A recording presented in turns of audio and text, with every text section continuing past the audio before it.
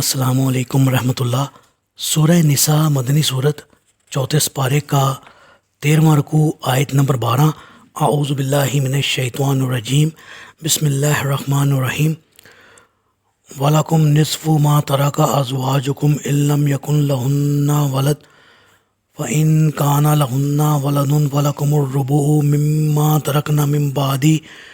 مما ترکنا من بعد وصیۃ یوصین بها او دین ولہن الربع مما ترکتم ان لم یکن لکم ولد فإن کان لکم ولد فلہن الثمن مما ترکتم من بعد وصیۃ توصون بها او دین وإن کان رجل یورث کلالۃ او امرأۃ وله اخ او اخت فلکل واحد منہما السدس فإن كانوا اکثر من ذلك فهم شرکاء فی الثلث من بعد وصیۃ یوصی بها او دین غیر مضار وصیۃ من اللہ واللہ علیم حلیم۔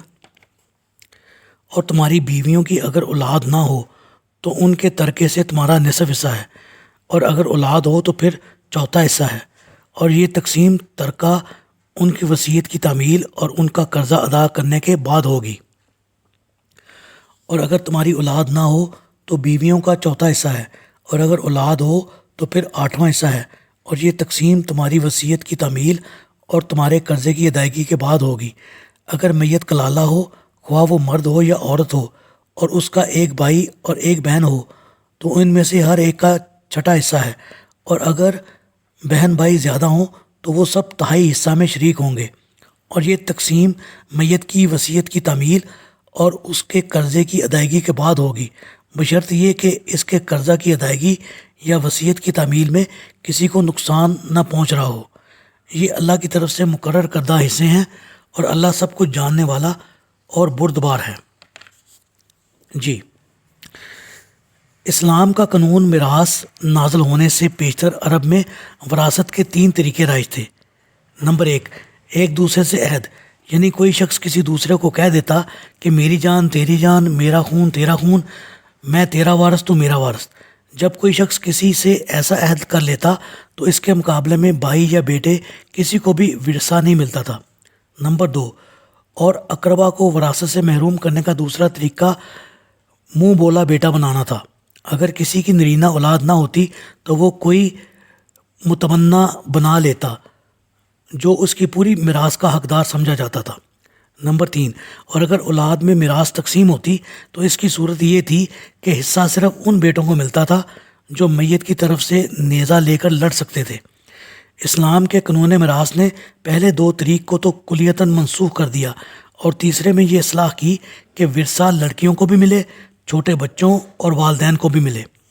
جب مہاجرین نے مدینہ کی طرف ہجرت کی اور مہاجرین کی معاش اور آباد کاری کا مسئلہ پیش آیا تو رسول اللہ صلی اللہ علیہ وآلہ وسلم نے مہاجرین اور انصار میں مواخات کا سلسلہ قائم کیا۔ اس وقت تک احکام میراث نازل نہیں ہوئے تھے، چنانچہ رسول اللہ صلی اللہ علیہ وآلہ وسلم کے حکم سے ان بائی مہاجرین اور انصار کو ایک دوسرے کا وارث قرار دیا۔ پھر جب مہاجرین کی معاشی حالت قدرے سنبھل گئی تو یہ قانون منسوخ کر دیا گیا، اور وراثت کے تفصیلی احکام اس صورت میں نازل ہوئے۔ اسلامی قانون وراثت کا مدار 3 چیزوں پر ہے: نسب، نکاح اور ولا۔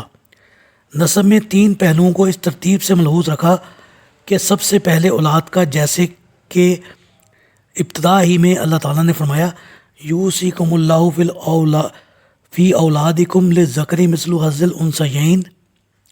دوسرے نمبر پر والدین کے حصوں کا ذکر ہوا، اور تیسرے نمبر پر بہن بھائیوں کا ذکر ہے۔ نمبر 2، نکاح سے مراد مختلف صورتوں میں میاں اور بیوی کے حصوں کا ذکر ہے۔ نمبر 3، ولا سے مراد یہ ہے کہ ایک ایسا آزاد کردہ غلام جس کا کوئی رشتہ دار موجود نہ ہو تو اس کا وارث وہ مالک ہوتا ہے جس نے اسے آزاد کیا تھا، اور یہ صورت آج کل مفقود ہے۔ نکاح کی بنا پر بھی حصوں کا ذکر نسبتاً آسان ہے کہ میت اگر عورت ہو اور بے اولاد ہو تو مرد کو اس کی میراث کا آدھا ملے گا، اور اگر صاحب اولاد ہو تو خاوند کو چوتھائی حصہ ملے گا۔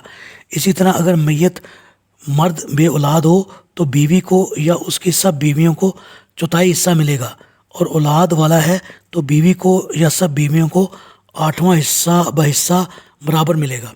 اللہ تعالیٰ سے دعا ہے اللہ تعالیٰ ہمیں وراثت کے معاملے میں انصاف پر قائم رہنے کی توفیق عطا فرمائے، آمین۔